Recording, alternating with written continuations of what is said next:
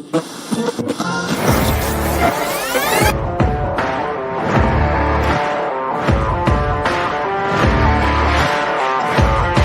great, but being different for the sake of being different, I'm not a big fan of, right? If you just want to be different for the sake technology of it. Technology, I would hide behind it. And you start to hear some of their challenges, and yes. Because it speaks to the core of who you are and what drives you forward. Because what makes you different is what drives you.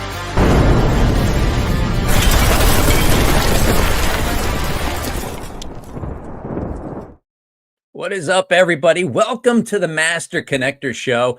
I'm your co-host, Rob Genovese, and I hope you're joining us every single week. We're going on live 1 p.m. Wednesdays Eastern Time here on LinkedIn, and we're also broadcasting out to YouTube as well. And you can find us on Spotify and Apple Podcasts to catch the audio version of the show. And listen, we do have a great show for you today. As always, Steve Spiro, my co-host and longtime friend, is bringing amazing guests. You know, the whole idea here is that we want to, selfishly, he and I want to connect with amazing people, right? We want to level up our game, but we want to bring them to you to help you level up. So you're going to get to learn from people's experiences, their skills, their stories, which are so compelling. And today is no different. You know, today's show talking about going from crisis to opportunity. And most people will, have a crisis and just stop. And look, nobody would, everybody's forgiven if there's a crisis, right? And you don't do anything, but there's an opportunity in there. And that's what we're going to talk about today. And like I said, we have great guests that are always coming in every single week. So go to masterconnector.show and you can see who's booked out. Look, if you can't make it every week, but I suggest you bookmark your calendar so you don't miss a show. But if you can't, you can go to masterconnector.show and you can find the person that you need to hear from that maybe is going to help you level up, maybe help make that connection so that you can further your opportunity, whatever it may be, because we're bringing very accomplished people. And speaking of accomplished people, my buddy Steve, like we go back 26 years, of course, two former shy guys, two introverts who conquered shyness. Still introverts, though. It's kind of an energy thing. But, here we are hosting a show, talking with people. He and I are connectors. We have constantly and for years been connecting with people because we know that the best things come from when you connect with people. But help me bring him, because he is the master connector, to the stage, Mr. Steve Spiro. What's up, Steve? Hey, Rob G. How you doing, sir? Great to have. Great, man. It has been such a journey. And, we're going to talk about crisis, from crisis to opportunity. And not that it was a crisis, but, obviously Cameron, who was on our 200th episode, not having him, wow, that was a bit of a crisis. But the opportunity was having you as a co-host now. I think it's not putting down Cameron and the partnership, but I think we've been able to take it and taking it to the next level. So super excited to partner with you. But yeah, it's amazing. Well, anyway, what's going on, friends? Steve Spiro, the Master Connector, coming at you live and direct. So excited to be on. Can't wait for you to hear David. It's going to be an incredible show. But listen, we all go through stuff. It's just part of life, right? I mean, you guys know some of my story. I was bullied as a kid, right? I think if I wasn't bullied, I wouldn't be a double black belt today. So I think that crisis, that challenge, that adversity, became a great opportunity. And it's Think and Grow Rich, Master Key to Riches. I'm blanking on the name. Napoleon Hill. There you go. He wrote a couple books, and he wrote, in every adversity lies a seed of equal or greater benefit. And so there is incredible, benefits that come if you continue to press forward. Winston Churchill said it, right? Never give up, right? Never. You just got to know that there's going to be a silver lining. And sometimes it's a cliche to people, but I believe it's true. I've learned that if you don't quit, you keep persevering, good things are going to come. It's a season, right? There's a scripture, right? I walk through the valley of darkness, right? Remember, I walked through. It's not, I walked there to stay, right? You're just passing through. So you want to make sure that when these negative things happen, that you're understanding. You want to have hope. You want to believe that you want to have faith. Faith that maybe faith in something bigger than yourself, right? I believe that there's the God in heaven, but if you believe in whatever you believe in, but maybe it's just higher power, whatever. But believe that something greater has your back, and that's what I believe every time. And because of that, it gives me the faith and the confidence and the peace to keep moving forward, keep pursuing, keep persevering. Right? You guys also know some of my story in terms of I was dyslexic, and I think that's been a great thing, right? And I remember trying to read to the class and turning beet red and stuttering and all that stuff, just hard to read. Well, listen, what that did for me is it made me creative, a creative problem solver. I've learned certain programs, where I didn't have anybody teaching. I didn't do a manual. I couldn't use a manual. It's just not the way my brain works. But I figured it out, and I've been able to teach myself stuff and learn how to work around challenges. Right? Every now and then, we'll get a piece of furniture from IKEA, and I can't even do that manual. So I'll do a decent job, although sometimes a shelf is backwards, or I'm missing a screw, and it kind of may not have much security or whatever. But the majority of it is I'm able to work around it and make it work. And to me, whenever there's a struggle or challenge, it's like a boulder in front of you. You break through it, with every bit of your strength. You go around it, you go under it, you go over it, but you figure it out because there's something great beyond the crisis and the challenge. So I am just pumped. So get ready for incredible. By the way, if you're here, you make sure you get in the comments, connect with each other. This is the Master Connector Show. So we want to hear where you're from, what country, what state, what city, whatever. And make sure if you have any questions, put them in the chat. But I am ready to pass it to you, sir. If you're ready, community, type in "Let's go." Turn it to you, sir. Thanks, Steve.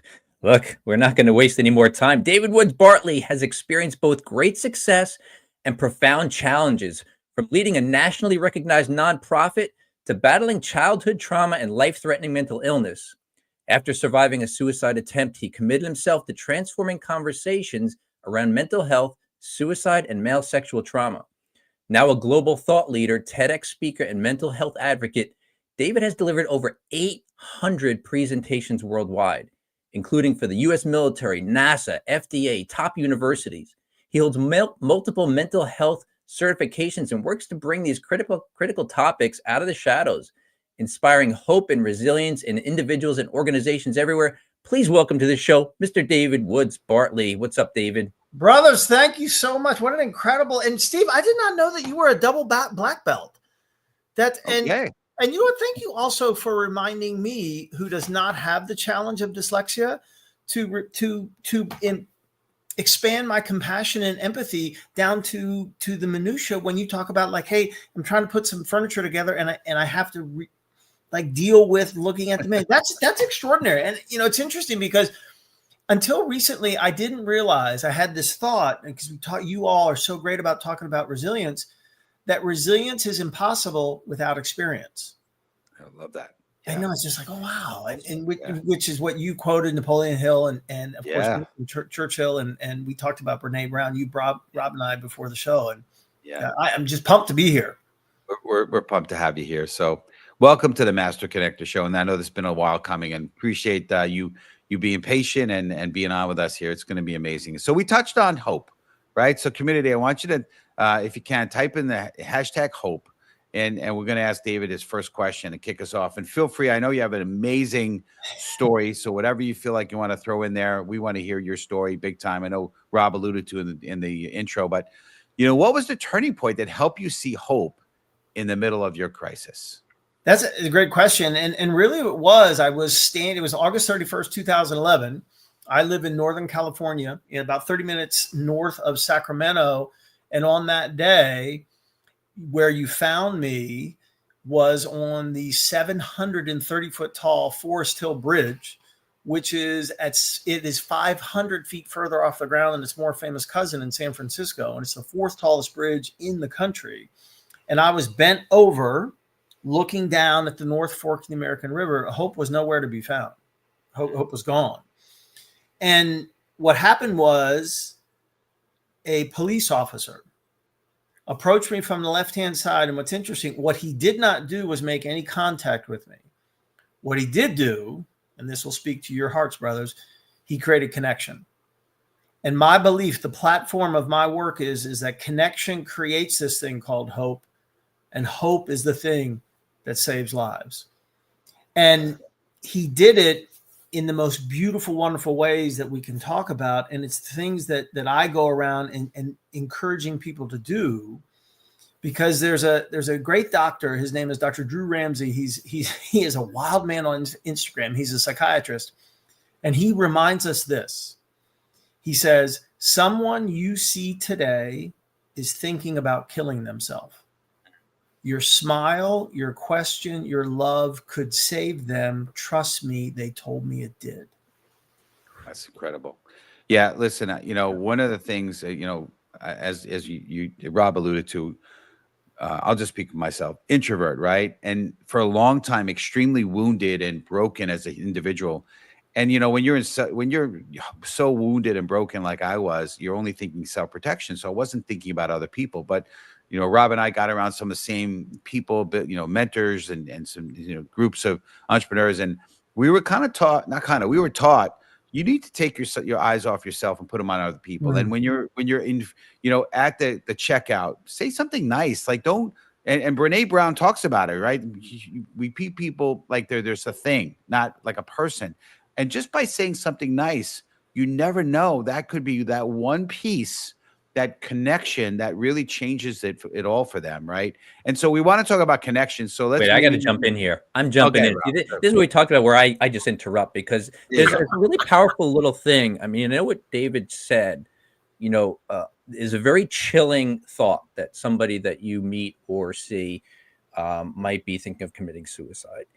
And even that's a very extreme example. I have 4 kids. I taught my kids, if somebody is acting out, if somebody seems angry, or if they're just seem to be coming at you for no reason, I always told them, I said, just be kind. You never know what's going on behind closed doors. And I hope that they carry that with them, because that thought, keeps it away from us and thinking, what's wrong with that person? How dare they? And us going back at them. You don't know what's going on in people's lives. Well, and if I may, brother, you'll appreciate this. I don't know if you know Parker Palmer. Parker Palmer, he's a humanitarian. He's very, very well known within the world of education. And Rob, to your point, and here's what he says. He says, violence is what happens when we don't know what else to do with our suffering. That's powerful. That's crazy. Yeah. And if I can, I think this might be the best place. So the Brene Brown, of course, everything she says is I'm so angry that she's so good. She's like, how could you be that brilliant? It's a nugget fest. It's incredible. So here's what, and this is, so she put connection. Here's what she says. I define connection as the energy that exists between people when they feel seen, heard, and valued, when they can give and receive without judgment, and they derive strength and sustenance from the relationship. That's so powerful. That's like, boom, mic drop right there. Exactly what I do every time. And I say, so for me to go circle all the way back to hope, I say there's only one emotion that comes out of that. Yeah. We know what it's like. This right here, right now, is an experience of me feeling connected with both of you. Is I have the feeling of hope. And so I'm obsessed, obviously, with definitions and quotations. And in the dictionary, I always go to the Cambridge Dictionary, because I figure English people know the English language better than I do. And so hope is defined as the feeling that what is wanted can be had. So if you're suicidal, if you lined up 10,000 people who are like me, and you say, okay, you only get to describe your experience by one feeling, they're all going to say the same thing. They're all going to say hopeless. Yeah. So therefore, if the converse, we learn this in math, must be true, then if I can provide you with the feeling that what is wanted can be had, and what is wanted is my pain to go away, if I can create the space where you feel hope, will you stay around? Yeah. Well, of course I will. Well, of course. No one attempts suicide when they feel hope, not that emotion. Yeah. Listen, if you're hearing this and there is a feeling of despair or hopelessness, I want you to reach out to somebody, reach out professionally. I know there's some 800 numbers. Maybe Rob can find the number in case this is reaching somebody right now that needs hope. But I'm hoping that this message inspires you. And we spoke about it back in the green room. A lot of it is just connection. Just reach out, just talking to somebody. It's just so important. So I want to talk about connections, community. Just type in #connection. Before I ask this question, just want to acknowledge a few people, right? It's great. Mr. Chris Dutra in the house. I love Chris. He's my bud, Portchester guy, fellow. Actually, he might be in White Plains now. I don't know. I thought he was Portchester, but anyway, Yolanda, of course, Yolanda Chin. Just love and appreciate you being incredible. Friend of the show, always on with us. It's not a show unless Yolanda's in the show. We got Coach Princey in the house here, and then Lynette. So it looks like we're kind of global today. We're seeing some people from India, some people from Kenya. Pretty amazing. But hopes everywhere, for sure. And then we also have Aika in the house. Hoping I'm pronouncing your name properly. And Chris is acknowledging me. You are the man. So I know I'm your man, but you're the man. Anyway, all right, let's talk about connection. How did building connections with others play a role in your recovery and your growth? It's everything. It's the, of my, I talk about that the path that I've journeyed from mental healthness to mental wellness is you have to be committed to self-care. So it's body, mind, and spirit.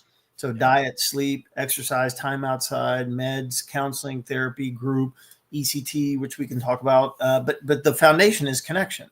The experience I need to feel hope. And the way to be hope is for me to be connected. And so, you talk about names. What I preach about, quite frankly, is there's 3 methods of connection. 1 is recognition, 2 is expression, 3 is understanding. And the first thing I talk about is become great at using and remembering people's names, because it was Dale Carnegie who said that to a person, the sound of that person's name is the sweetest sound in any language. So the homework assignment to everybody around the world who is tuning into this amazing show is next time you go out for a meal, you're going to be in relationship with that server for a good hour. Every time, not every other, not every third, every single time that soul comes to the table, use their name. That's awesome. And then you text me at the end of that and you tell me what happens, and you'll be amazed. Yeah. It's funny. I mean, I bring up my kids often because they have taught me how to lead people, right? Because the kids they follow their parents, right? So there's an immense responsibility on my shoulders as a parent, and they're older now, but I would do that in the restaurants. And I remember my son, he's my youngest, he's 18 now, but when he was much younger, he'd go, "Dad, why are you calling her by her first name? Do you know her?" And I go, "No." He goes, "Well, why do you do that?" I said, "Well, first of all, it makes her feel like she's valued." I said, "And second of all, it's right there on her." Obviously, she wants me to call her by her name. Love that. That's great. I love it. That's awesome. Well, let's keep this ball rolling. This has been tremendous, and I love what you said, David, about the value of somebody's name. It's so important. We talk about that on the show a lot, right? The name and learning about them. Yes. And what makes them tick. The most important favorite topic is themselves, unfortunately, which might sound selfish, but it's human nature. We can't argue with that. But I know speaking of which, you've been through a lot. And you've got incredible resilience. So we want to speak about and learn about that. So type in #resilience community. But what mindset shifts help you turn tragedy into opportunity, for something greater? It really, not to be repetitive or redundant, but it really goes back to connection. Because there is no way that I would have been able to make this journey from hellness to wellness without the people in my life. It's another mic drop. Wellness to wellness. Absolutely, brother. And it has been, what's interesting.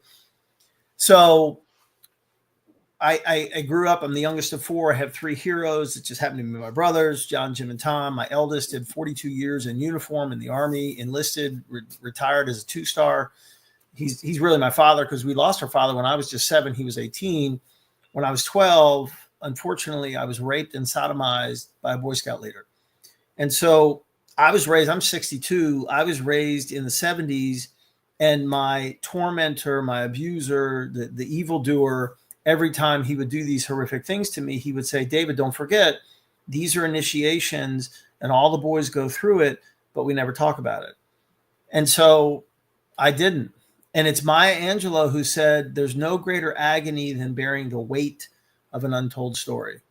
So by the time August 31st, 2011 came, and I was married to an amazing woman who, thank God, is still a great friend of mine. We're running a nationally recognized end-of-life animal sanctuary. We had 14 months earlier been in USA Today, and there I was, chest pressed up against the fence, a heavy thought away from killing myself. It had that officer not created connection by the way of two simple questions, I wouldn't be here. And then it was it's amazing how life, the universe will put people in your presence at the right and perfect time. So I'm taken off the bridge to an emergency room. Now I'm going to a psych ward, and I'm freaked out, and why didn't you let me kill myself? All these different things. And I'll never forget, the man's name was Tom. He was huge. He was like a huge bear. And he sensed like my man's in trouble. And I'll never forget, his hand was like seeming like 10 times the size of mine. And he put it right on my heart. And he said, brother, I can only imagine how you're feeling. Interesting. What he didn't say was, I know exactly how you feel. What he said was, I can only imagine how you're feeling, but you got to trust me. You're going to a good place, and these are good people. And he says, he said, I don't know what it is about you, but I know you're going to be okay. And here 14 years later, I would love to somehow find that man and say, you know what? Thank you. And it's been moment by moment by moment by moment by moment, person by person by person by person. And especially for we men, okay, you got to suck it up, buttercup. You know what? That is an outdated modality. That does not work. We gotta. You're not gonna go from hell to well unless you are partnered with people. It ain't gonna happen.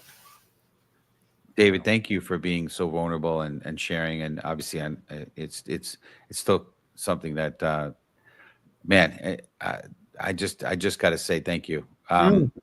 Yeah, I mean, and to me, true connection is being vulnerable. It's being authentic. It's telling your story. And I was on a podcast recently, and I told my story, and I got a tiny bit, not maybe as much as you got choked up. I got a little choked up, and then he proceeded to tell his little bit of his background. He got choked up, and I asked him after we were finished with the recording. I said, "Has it ever happened before?" He said, "No, first time." I said, "Okay, great. I did my job." Because I think what happens is, especially as men, we're trained to be stoic. We're trained to be, like you said, suck it up, buttercup. I love that. I'm going to use that now. I'm going to give you credit one time, and the second time I use it, it's mine. But anyway. Do it, brother. But no, it's so true. And it's refreshing to hear, just not just anybody, but obviously men to be able to share from the heart of what's going on. So this has been great. Yeah, I will say that just to add on to that, because the audience needs to understand something.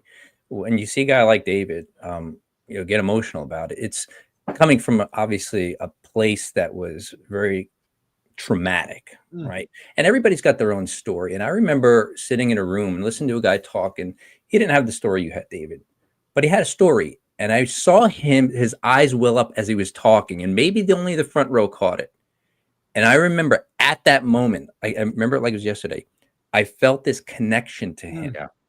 And I listened, and I held him in a higher regard, because I thought, wow, he's letting it out. He's not that, that typical, the macho guy who doesn't display any emotions and nothing hurts him. And I thought, wow. And I have adopted that and let that out myself. And we talked about, vulnerability, and Brene Brown and her great talk and book on that, where when you let that out, you have connection with somebody. Somebody connects in your vulnerability. I think that's a real big key right there for our audience. Yeah. Don't try and be the be all and end all, because nobody buys it. Nobody wants it. And, if I may, so my first wife and I, Deanna and I, we did not have children. We had all these animals. My second beloved is 20 years younger than me. Oh, yeah. And it came with these three gorgeous souls. I have two, a daughter 14, a daughter 16, and a daughter and a son who's 19. They have a great dad. I'm the bonus guy. I'm not the stepdad. I'm the bonus dad. I don't like that. I don't like the word stepdad. Bonus dad. They have a great bonus mom, and it's this opportunity. I mean, they came into my life. I was 55, and just learning how to just add to what the other three amazing parents are doing. And so it was interesting. This 2024, my left hip decided to go to war with me, and it was awful. So I just had it replaced 6 weeks ago, and the transformation has been nothing short of amazing. But just to give you context, so it was Christmas Day. The girls were away at their wonderful dad's. My son was here with me, and my wife was here. And I was up early in the morning, about 7 o'clock, and I was in the kitchen, and I fainted. I mean, I literally just passed out. And thankfully, I was able to catch myself. But I'm on the ground. I can't put any pressure on my left leg because of my hip was that bad. My phone is too far away, and I'm like, how in the heck am I going to get up? All of a sudden, my son, at 7 o'clock in the morning, which never happens, walks around the corner, and he says, David, my God, are you okay? And I'm like, brother, buddy, I'm not, and so he scoops me up like I'm nothing, and then, walks me to here and there, and everything's fine. But here's the point of the story. And when people say, oh yeah, the younger generation, they're going to hell. Well, let me just tell you that they're not, because my son, later in the day, he says, can I say something? I said, of course you can, buddy. And he says, you might have thought I saw you as weak when you were laying on the ground, but when you asked for help, I saw you as strong. Mm-hmm. That's so powerful. Wow. So it goes to Brother Rob, what you're saying, and to Steve, what you're saying, that whole thing. So I was like, wow. Yeah. You're stronger for showing, your vulnerability. You're not weaker. That's the bottom line. Exactly. Yeah. Exactly. Yeah. Because you have a strong enough self-esteem that you're not concerned about what other people think, which is weak. Yeah. I want to finish up real quick here. I want to sneak one more question in, and it's kind of like a call to action, so to speak. It's on, I would say legacy. So community, #legacy. But what impact do you hope your journey will have on others facing similar struggles? What I want is, what I teach people is that they can have connection. They can create connection with anybody, anytime, any place, anywhere, by the three methods that I teach. I'm nothing special. I'm a product of the people in my life. And because you can do this, and I practice it, both of you practice it every single day of our lives, we know that you can have hope. And if somebody is suffering, and if somebody is suicidal, and they create connection, have the experience of hope in that moment, they're safe. And so that's what I want to do. And I want to give one more shout out. It's a quote, a guy named Matthew on Twitter, and I'm never on Twitter, but thank goodness I was this one day, and he loves cats. And here's how he defines hope. He says, people think of hope as delicate and ephemeral, made up of whispers and spider webs. It's not.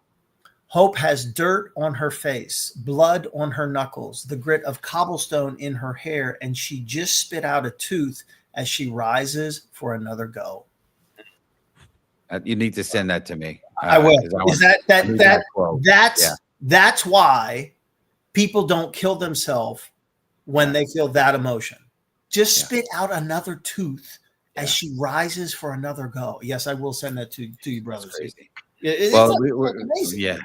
We're winding down the show here, but David, this has been incredible. I know you have something you want to offer our community that's incredible value besides the amazing value you provided us for the show. But would you tell us about what you like to offer the community? Yeah, I do. So I wrote a children's book called The Blue Elephant, and it is basically my story. And it came from the universe. I can take no credit for it because it literally downloaded into my head in like a minute. It's only 12 pages. It is phenomenal because the universe wrote it. And so I am happy to send that to the first 5 people who respond and let me know how I can get it to you, and let me know how I can be of support to you in any way, shape, or form. My job is to give back because of people who have supported and loved me. That's great. Awesome. Good stuff. Well, what's the best way for our community to reach you, David? So I think probably easiest is probably email, which is david@davidwoodsbartley.com. I'll also give out my phone number. I'm happy to give it out. It's 916-247-6389. Feel free to call, text. Yeah. Love that. Talk about vulnerability. Well, we appreciate you. There you go. This is your email for those who need to see it.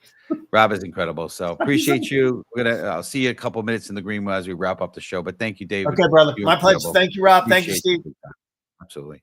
All right. Awesome. Well, incredible. So listen, every week we bring amazing guests. It always feels like, okay, that was the best. Can't get better. And I don't know, but we'll see. Episode 203 is coming up on the 19th. Weathering Storms to Find Purpose with Jay Pasqua. Going to be another incredible show. If you like this one, you're going to love this one and the next one coming up. It's sort of along the lines now of kind of overcoming obstacles. It's interesting, which is one of the pillars of our show, having grit. But go to the Master Connector show. You can learn more about this next show coming up, about Pasqua, about Jay Pasqua, and also about some of the other upcoming shows. And if you're interested in being a host of our show, or one of the episodes, feel free to go ahead and go to Master Connector show, and you can learn all about that as well. But I want to close with a story. After a near fatal car accident which shattered his body and left him in a coma, Hal Elrod was told he might never walk again. Refusing to accept defeat, he embraced a mindset of resilience, not only recovering, but later running an ultramarathon and writing The Miracle Morning, a book that transformed millions of lives. His crisis became the foundation for global movement, proving that even life's darkest moments can lead to extraordinary opportunities. Folks, when crisis comes, and we know it will, let's look for the opportunity and to continue to move forward and succeed, so ultimately we could shine our light. God bless. See you next week. And you start to hear some of their challenges, and yes, because it speaks to the core of who you are and what drives you forward. Because what makes you different is what drives